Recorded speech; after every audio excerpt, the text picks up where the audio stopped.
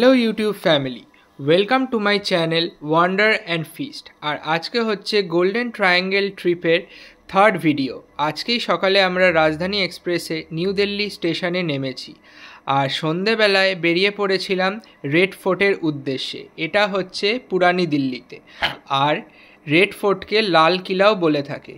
আর এখানে প্রতি বছর ইন্ডিপেন্ডেন্স ডের দিন আমাদের ইন্ডিয়ান প্রাইম মিনিস্টার এখানে আমাদের ন্যাশনাল ফ্ল্যাগ হয়েস্ট করে থাকে। এবার চলে আসি যে আমরা সন্ধেবেলাতে রেড ফোর্ট কেন গেছিলাম। এখানে একটা ফেমাস লাইট অ্যান্ড সাউন্ডের শো হয়, সেটার নাম হচ্ছে Jai Hind light and sound show.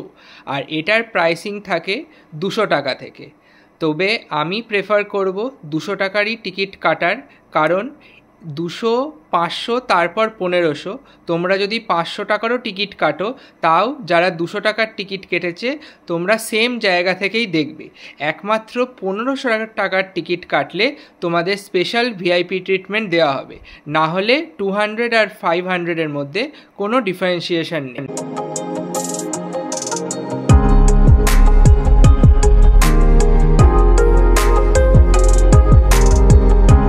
আর এই লাইট অ্যান্ড সাউন্ড শোটা এরা 3টে ভাগে ভাগ করেছে। প্রথম 2টো পার্টে তোমাদের দাঁড়িয়েই এনজয় করতে হবে শোটা, আর লাস্টে যেটা দীর্ঘতম পার্ট, প্রায় 40 মিনিট ধরে হয়, সেটা সিটিংয়ের ব্যবস্থা আছে। আর এই লাইট অ্যান্ড সাউন্ড শোটা অনেস্টলি আমার দুর্দান্ত লেগেছিল। তাই তোমরা দিল্লি ভিজিট করলে রেড ফোর্টে সন্ধেবেলা এই শোটা অবশ্যই দেখো। আর টিকিট তোমরা ইজিলি বাড়ি বসে বুক মাই শোতে কেটে নিতে পারবে। দিল্লি ট্রিপের ফার্স্ট আমরা রেড ফোর্টের লাইট অ্যান্ড সাউন্ড দেখলাম, আর কালকে আমরা দিল্লি সিটি ট্যুর করব, তার জন্য ভিডিও দেখতে থাকো।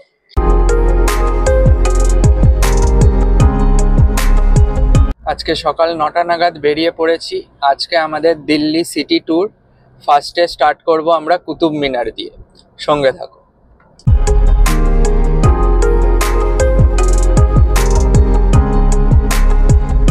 পার্কিং থেকে চলে এলাম কুতুব মিনারের টিকিট কাউন্টারে। এখানে ফরেন ট্যুরিস্টদের অনেকটাই হাই প্রাইস পে করতে হয়, ক্যাশে 600 আর ইন্ডিয়ান ট্যুরিস্টদের জন্য পার পার্সন 40। তো আমরা 5 জনের টিকিট কেটে এবার কুতুব মিনারের মেন এন্ট্রান্স দিয়ে ঢুকবো।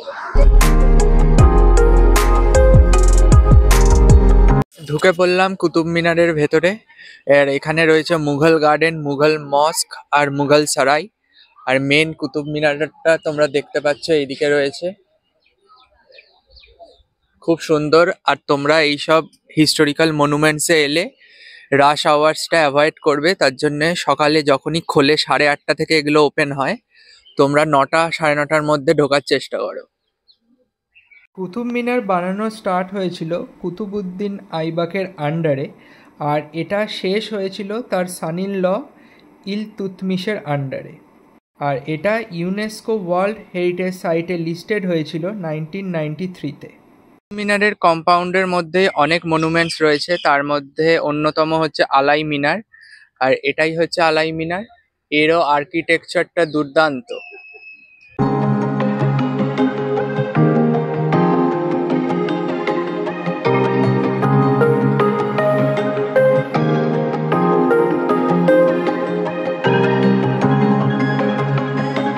জাস্ট ক্রাউডটা দেখো, বেলা বাড়তে বাড়তে এখানে পুরো ভর্তি হয়ে গেছে। আর আমাদের কুতুব মিনার দেখা ডান। এবার আমরা যাব নেক্সট মনুমেন্ট ভিজিট করতে, সঙ্গে থাকো। কুতুব মিনার দেখা ডান, এবার নেক্সট আমরা যাচ্ছি যন্তর মন্তর। Next stop Jantar Mantar. আর এখানে টিকিট হচ্ছে ইন্ডিয়ানদের 25 পার পার্সন। এখানে আপনারা ইউপিআই, ক্যাশ আর কার্ডেও পেমেন্ট করতে পারেন।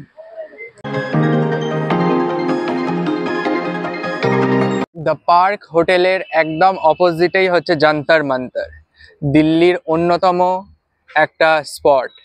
সারাদিনে ঘোরার জন্য বেশ ভালো, দেখতে থাকুন।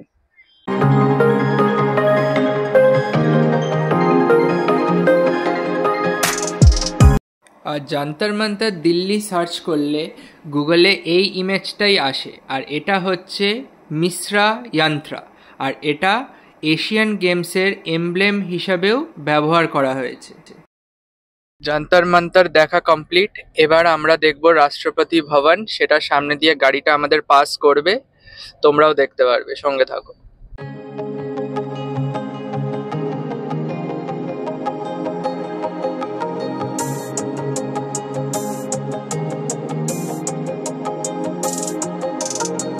রাষ্ট্রপতি ভবন, তোমরাও দেখো এখানে বেশিক্ষণ দাঁড়াতে দেয় না, তাই হালকা একটা ক্লিপস তুলে নিলাম।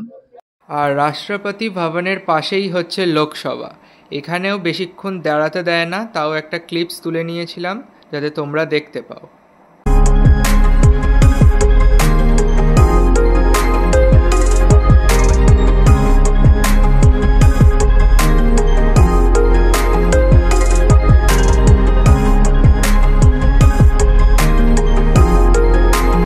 আমরা এবার সুপ্রিম কোর্টের সামনে দিয়ে ড্রাইভ থ্রু করছি, এখানে দাঁড়াতে দেয় না, তাই আমরা একটা চক্কর দেব, দিয়ে দেখে নেব, তোমরাও দেখতে থাকো।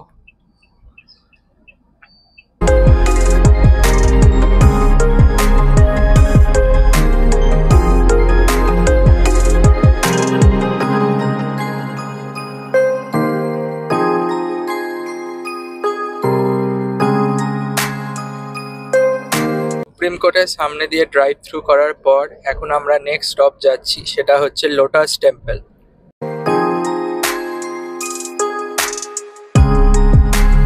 টেম্পলের এন্ট্রান্স দিয়ে আমরা ঢুকছি, আর ওই যে লোটাস টেম্পল ওইখানেই যাব। আমরা লোটাস টেম্পলের একদম কাছাকাছি চলে এসেছি, এবার লোটাস টেম্পলের ভেতরে যাব। জাস্ট ভিড়টা দেখো। আর লোটাস টেম্পলের এই গার্ডেনটাও বেশ সুন্দরভাবে সাজানো। আমরা লোটাস টেম্পলের ভেতরে যেটা মেডিটেশনের হল আছে সেটাই আর ঢুকিনি, তাই আমাদের লোটাস টেম্পল দেখা কমপ্লিট। এবার আমরা যাব নেক্সট স্টপ, সেটা তোমরা কিছুক্ষণের মধ্যেই জানতে পারবে।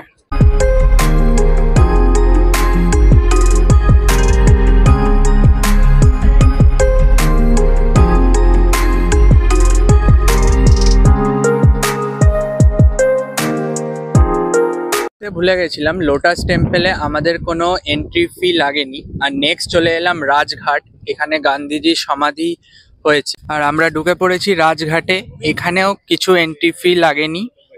এবার দেখা যাক এটা ঘুরতে কতক্ষণ লাগে, আর তোমাদেরও যা আমি দেখবো তোমরাও দেখতে পাবে।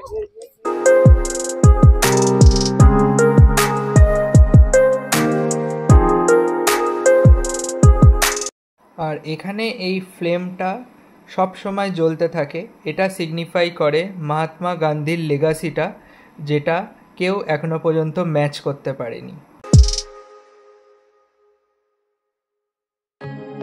আর তোমরা যখন রাজঘাট আসবে হাতে সময় নিয়ে আসতে পারো, কারণ এখানে এত লাশ গ্রিন ফিল্ডস রয়েছে, এখানে বসে টাইম কাটালেও বেশ ভালোই লাগবে।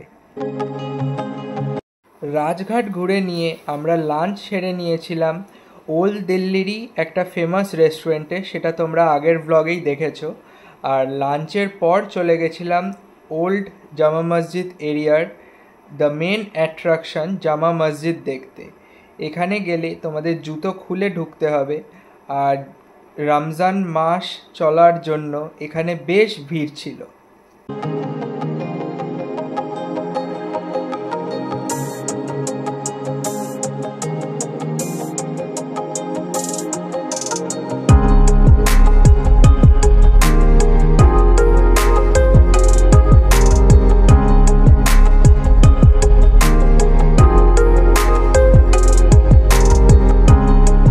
ওল্ড জামা মসজিদ দেখে কিছুক্ষণ হোটেলে রেস্ট করে এখন যাচ্ছি ইন্ডিয়া গেটে, তোমরাও সঙ্গে থাকো। চলে এসেছি দিল্লির one of the main attraction, সেটা হচ্ছে ইন্ডিয়া গেট, সঙ্গে থাকো। ইন্ডিয়া গেট তোমাদের দিল্লি ট্যুরে এমনভাবে সেট করবে যাতে তোমরা বিকেলের পর ইন্ডিয়া গেট ভিজিট করো। কেন এটা বলছি সেটা কিছুক্ষণের মধ্যেই জানতে পারবে।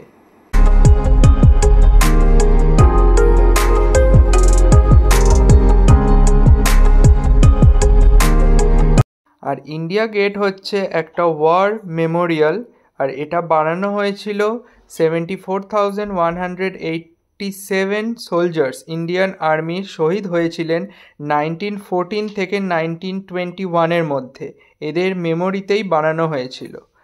আর এখানে রয়েছে নেতাজি সুভাষচন্দ্র বোসের নিউলি ইনগ্রেটেড স্ট্যাচু, সেটা PM মোদি ইনগ্রেশন করেছিলেন। আর ঠিক সন্ধে 6:30 নাগাদ ইন্ডিয়া গেট আমাদের ইন্ডিয়ান ন্যাশনাল ফ্ল্যাগের কালারে লাইটেড আপ হয়ে যায়। সেই জন্যই সন্ধেবেলা এখানে থাকলে একটা মেমোরেবল এক্সপিরিয়েন্স হয়।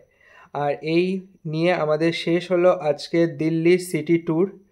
আরও ভিডিওস আসবে গোল্ডেন ট্রায়াঙ্গেল ট্রিপের, তাই আমার চ্যানেলটা সাবস্ক্রাইব করে দিন। আর ভিডিওটা যদি ভালো লাগে তাহলে লাইক, শেয়ার অ্যান্ড কমেন্ট করবেন। বাই।